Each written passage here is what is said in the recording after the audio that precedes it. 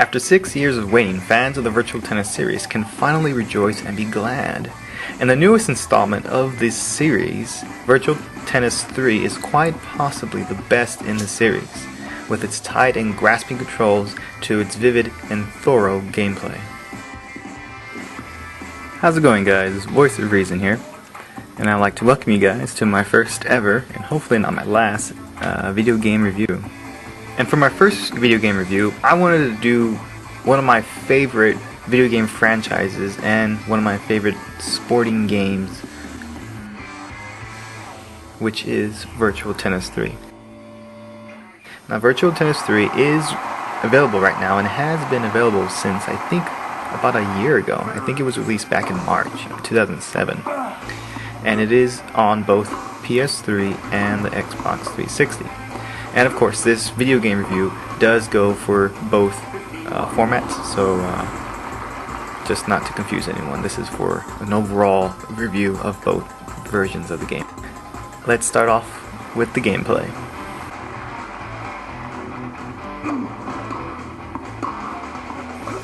Now, the gameplay is pretty standard, and it's actually quite easy. An amateur can just pick up the controller and just start playing. You move the character with the right analog stick, or you can actually do it with the D-pad as well. But I think analog gives you a little bit more of a movement freedom rather than the D-pad. To hit the ball, or the tennis ball, all you need to do is hit X. It's that simple. You know, and of course, as you advance through the game, you do learn techniques such as lob drops and drop shots with the help of the triangle and the square buttons. And of course, you have the slice with the help of your circle button. It's that easy, guys. The interface of the main menu is quite easy. A 5-year-old can navigate through it. It's very brief and effective, such as, you want to do a world tour, which we will talk about later. You do a world tour. If you want an exhibition, which is pretty much a quick play, you can do that right there. You know, it's all very easy. The options menu is also very easy. Next, I would like to move on to the graphics. Now, before I do, I would just like to say that this is my review and this is my opinions. So if they don't match yours, don't start spamming, don't start flaming. You know, just keep that in mind. Now, graphics. I will tell you this. Virtual Tennis 3 by far is the most graphically advanced sporting game to date.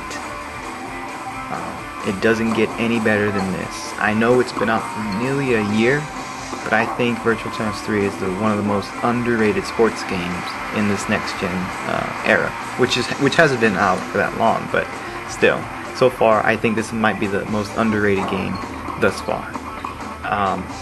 Reasons why? Well, first, Virtual Tennis 3 is actually one of very, very few games to actually run at full HD, which is 1920 by 1080 resolution. When you're playing this, if you are fortunate to actually have a 1080p HD TV, you guys know exactly what I'm talking about. The graphics are extremely detailed, sometimes even freakishly detailed. I don't even know if freakishly is a word, but I just made it up just so it can fit the description of how well these graphics are during this game. All the footage that you guys are seeing right now are in-game footage. It's not cutscenes, it's not CGI, it's nothing. These are all actual, what it looks like. For instance, when you're playing a heated match between Roger Federer and Rafael Nadal, you know, you can actually see the sweat that's dripping from their faces. You can actually see the blood vessels underneath their skin. They're just popping. You know, it's unbelievable. The courts are just pretty much what a court should look like. You know, you can see actually the detail on the court. If you're running around in circles a lot during the match, or if you're fixated during the whole match in the middle part of the court, you'll start to see your footprints and footwear on the court, which is pretty cool as well. Another thing that I really liked about this game was the infamous World Tour feature that past installments of the Virtual Tennis has always had. This time around, it's a little bit more detailed and a little bit more actually fun. You know, You know, you create your own character, which is really well done.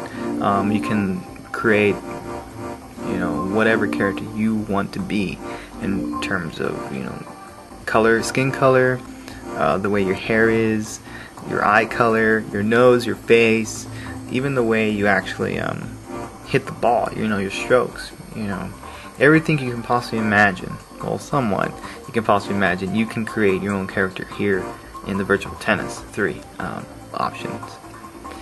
After you complete creating your character, you're actually put in the world, a virtual world per se, I guess you can say, and you have the option of leveling up through various unique and extremely fun exercises. You actually have your own home where you can rest, and besides that, you also have a calendar to follow, and the calendar also gives you all the dates of all the competitions and of all the other matches that you have with other players, you know, which is very cool. And it does have all the 4 major tennis Grand Slams, just not their names. I don't think Sega had them licensed, so they made up names for the Australian Open and for the French Open, you know, and the US Open, and of course the Wimbledon. And I think for Wimbledon they call it the English Classic, I think. But yeah, but still, you know where it's at, you know what they're trying to do, and it does work. You know, it looks exactly like the Opens would be like. And as you go through the World Tour, you do level up, and I believe it's through a 20 plus year career, and after 20 something you do retire. The game actually forces you to retire. Activities you can do to level up during your World Tour. This one is you have to hit the barrels, and you have to tumble all of them in order to and get as many experience points as you can, which is pretty cool. Next, we have what we call Alien Attack, and these pretty much deranged tennis ball, you know, machines come after you, and once you have to make them stop before they hit that line right there. Now, there are some deficiencies within Virtual Tennis 3, but nothing that should really discourage you from buying or renting this game. One of which is the motion during play between serves. Sometimes the players do look a little bit zombie-like, but other than that, you know, it's okay.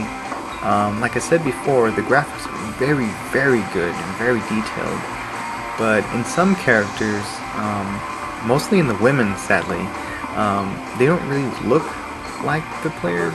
But if they did, I mean, if the players did look like what they had in the game, I guess it would be really well done.